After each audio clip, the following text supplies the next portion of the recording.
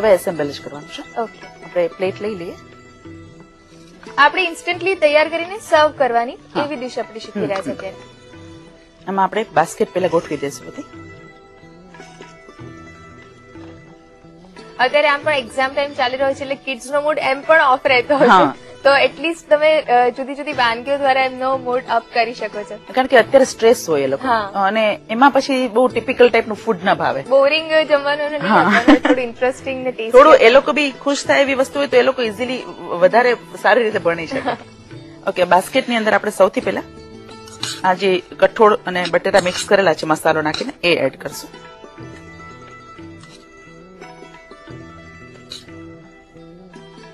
આ રીતે એસેમ્બલ કરીને તરત જ આને સર્વ કરીએ છીએ કે થોડી વાર રહેશે તો? ના, તરત જ, કારણ કે ચટણીઓ આવે એના હિસાબે નહીં તો સોગી થઈ જાય વધારે. અને હિમાલય જે રીતે આપણે આ એકદમ ચાટના ટેસ્ટનું બનાવ્યું છે એ રીતે આપણે ફિલિંગ પણ બીજા અલગ ટાઈપના કરી શકીએ આમાં. જેમ કે સ્વીટ કોર્ન ને એનું ફિલિંગ હોય તો એની સાથે ડિફરન્ટ ટાઈપના સોસીસ સર્વ કરવાના. ઓકે, પછી રાજમાનું ફિલિંગ કરવું હોય તો એમાં થોડો મેક્સિકન ટચ આપીને પણ કરી શકીએ. અચ્છા, પછી નૂડલ્સ ને એવું પણ કરી શકે. એટલે બહુ જ અલગ અલગ ફિલિંગ થાય છે, એ બી સારું લાગે છે. હંમેશા એ લોકોને કંઈક હંમેશા ડિફરન્ટ કંઈક વેરિએશન મળે. હવે ડુંગળી પેલા એડ કરી દઈશું. અને પર્ટિક્યુલર થોડા થઈ તો કઠોળ એવી વસ્તુ છે કે જે કિડ્સ એકદમ ખુશ થઈને અથવા તો એમને ખૂબ મન થતું હોય એવા નથી કઠોળ. હા, એટલે એને ચાટ ફોર્મમાં અથવા તો કંઈક અલગ રીતે સર્વ કરીએ તો જ એ લોકો મજાથી ખાઈ શકે. બરાબર છે. હવે આ છે એને દહીંની અંદર થોડી શુગર એડ કરીને સ્વીટ કરેલું છે અને બીટ કરી લીધું છે, એ એડ કરશું.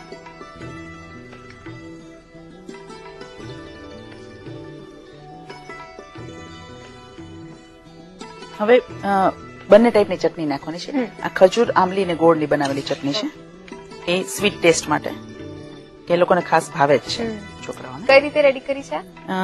ખજૂર લીધો છે લગભગ અડધો કપ જેટલો ગોળ અને આંબલી 1/4 કપ જેટલી મિક્સ કરીને બાફી લીધું છે અને પછી એને ક્રશ કરીને ગાળી લીધી છે. એની અંદર થોડું સોલ્ટ જ નાખેલું છે. ઓકે, અધરવાઇઝ એમાં ધાણા જીરું કે મરચું નાખી શકાય નાખવું હોય તો.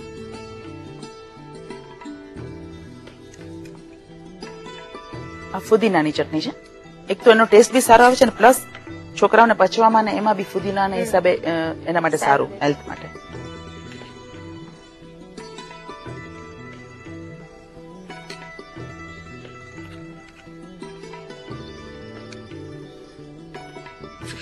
આની પર આપણે ફરીથી થોડી ડુંગળી ગાર્નિશિંગ માટે. જયારે ચાટ ફોર્મમાં સર્વ કરી છે ત્યારે એમાં ટામેટા ને ઉમેરતા નથી? અમુક જે રીતે ભાવે એ રીતે કરી શકીએ. ટમેટા કમ્પલસરી નથી હોતા પણ નાખી શકાય. અચ્છા, એની પર થોડી સેવ,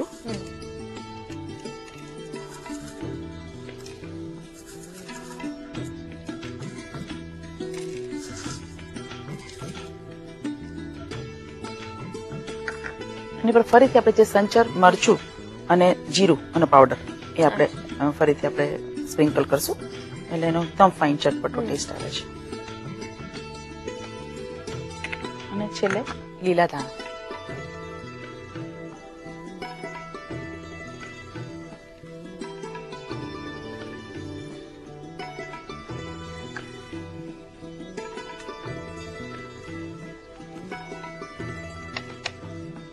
અને હવે સર્વ કરી દઈએ. આની સાથે હિમાલી કોઈ પણ ટાઈપના તમે મોકટેલ એની સાથે સર્વ કરો.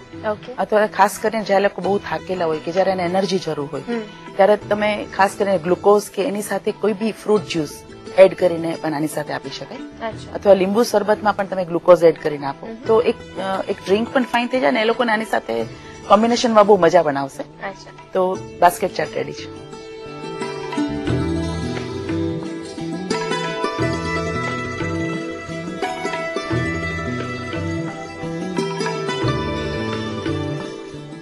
હેલ્ધી પણ છે, ટેમ્પટિંગ પણ છે અને ઈઝી પણ છે. કિડ્સ ને તો મજા પડવાની છે, પણ તમે ખાશો તો તમને પણ મજા પડશે. રીત લખી લો. બાસ્કેટ ચાટ બનાવવા માટે જોઈશે બાસ્કેટ 9 નંગ, ડુંગળી 2 નંગ, સ્વીટ દહીં 5 કપ, ખજૂર આંબલી ગોળની ચટણી 3 ટેબલસ્પૂન, પુદીનાની ચટણી 3 ટેબલસ્પૂન, સેવ 5 કપ, લાલ મરચું પાવડર અડધો ટીસ્પૂન, સંચર 5 ટીસ્પૂન, શેકેલું જીરું 5 ટીસ્પૂન. સ્ટફિંગ બનાવવા માટે બાફેલા મગ અડધો કપ, બાફેલા ચણા અડધો કપ, બાફેલા બટાકા 1 નંગ, મીઠું સ્વાદ અનુસાર, લાલ મરચું પાવડર અડધો ટીસ્પૂન, શેકેલું જીરું અડધો ટીસ્પૂન, સંચળ 5 ટીસ્પૂન. ગાર્નિશિંગ માટે કોથમીર. ચાટ બાસ્કેટ બનાવવા માટેની પદ્ધતિ. સૌપ્રથમ એક બાઉલમાં મીઠું નાખીને બાફેલા મગ અને ચણા લઈ તેમાં બાફેલા બટાકા, મીઠું, લાલ મરચું પાવડર, શેકેલું જીરું અને સંચળ ઉમેરી બરાબર મિક્સ કરો. તૈયાર કરેલી બાસ્કેટ સર્વિંગ પ્લેટમાં ગોઠવી તેમાં કઠોળ અને બટાકાનું સ્ટફિંગ ભરી પછી તેની પર ડુંગળી, ખાંડ ઉમેરેલું દહીં, ખજૂર, આંબલી, ગોળની ચટણી, પુદીનાની ચટણી લગાવી ફરીથી ડુંગળી મૂકી સેવ તથા સંચળ, શેકેલું જીરું અને લાલ મરચું ભભરાવી કોથમીરથી ગાર્નિશ કરી સર્વ કરો. તૈયાર છે ચાટ બાસ્કેટ. દર્શક મિત્રો, તમે અત્યારે એવો નાસ્તો શીખ્યા જે ઇન્સ્ટન્ટલી